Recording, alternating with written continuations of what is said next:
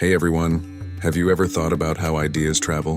Not just people or goods, but beliefs, myths, and even gods? Today, we're diving deep into one of the most fascinating cultural exchanges in history. The time when the mighty Roman Empire fell in love with the gods of ancient Egypt. You see, when Rome conquered Egypt in 30 BC, they didn't just take its grain and gold. They brought back something much more powerful, its deities. The Romans were actually pretty famous for this. They had a habit of adopting gods from the cultures they conquered. It was like, cool god you have there. Mind if we borrow it? But the Egyptian gods were different.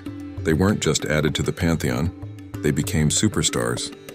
So let's meet 5 of the biggest Egyptian deities who took Rome by storm. First up, the queen herself, Isis. If there was a goddess who could do it all, it was Isis. She was the ultimate mother, the devoted wife to Osiris, a powerful magician and a symbol of rebirth. The Romans, especially Roman women, were absolutely captivated by her. They saw her as a compassionate, maternal figure who understood their struggles in a way their own stoic, powerful gods like Juno didn't.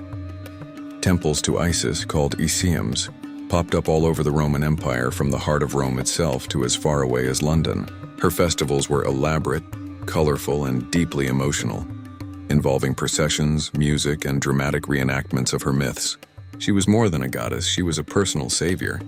Now let's talk about a god you might not have heard of, but who was a massive deal in the Roman world, Serapis. Serapis is a fascinating case because he was kind of a divine fusion project.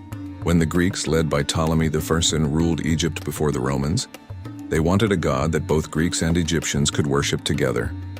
So they combined the Egyptian god Osiris, the god of the underworld, with Apis, the sacred bull god, and threw in some characteristics of Greek gods like Zeus and Hades.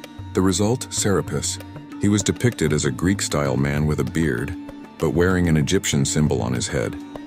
The Romans inherited this cult and ran with it. Serapis was seen as a god of abundance, healing, and the sun. He was the perfect multicultural deity for a sprawling, diverse empire. Of course, you can't talk about Isis without mentioning her husband Osiris. For the Egyptians, Osiris was the original king of Egypt, murdered by his jealous brother Set, and brought back to life by Isis. He then became the lord of the underworld, the ultimate judge of souls. The Romans were deeply drawn to this story of death and resurrection. It gave them hope for an afterlife, a concept that was a bit vague in their own traditional religion. The promise that, like Osiris, they too could be reborn into a blissful eternity was a powerful, comforting idea that resonated deeply across the empire.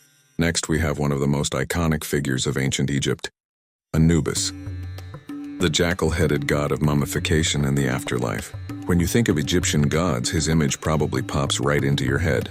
For the Romans, Anubis played a crucial role in the whole Isis-Osiris package deal. He was the faithful guide who led souls into the underworld, weighing their hearts against the feather of truth.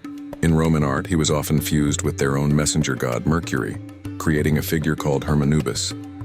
He'd be shown with the head of a jackal, but carrying Mercury's signature staff, the caduceus. He represented the bridge between the world of the living and the realm of the dead, a psychopomp who ensured a safe journey for the soul. And finally, we have the son of Isis and Osiris, Horus, the majestic falcon-headed god. In Egyptian mythology, Horus avenges his father's death by defeating his uncle Set and becoming the rightful king. He was the god of the sky, war, and kingship. Every pharaoh was considered a living embodiment of Horus. For the Romans, Horus's appeal was a bit more complex. He was often worshipped in his child form, Harpocrates, a name derived from the Egyptian Horus the child. He was typically shown as a little boy with a finger to his lips. The Greeks and Romans misinterpreted this gesture as a symbol of silence and secrecy, making Harpocrates the god of secrets. This fit perfectly with the mystery cults of Isis and Serapis, where initiates swore to keep the sacred rituals secret. So the powerful falcon god of kingship also became the keeper of divine mysteries. So there you have it. Isis, Serapis, Osiris, Anubis, and Horus. 5 Egyptian gods who didn't just survive the fall of their civilization, but found a new, vibrant life in the heart of the Roman Empire. It just goes to show that some stories, some beliefs are so powerful they can cross any border and conquer any conqueror. Thanks for watching, and I'll see you on the next deep dive into history.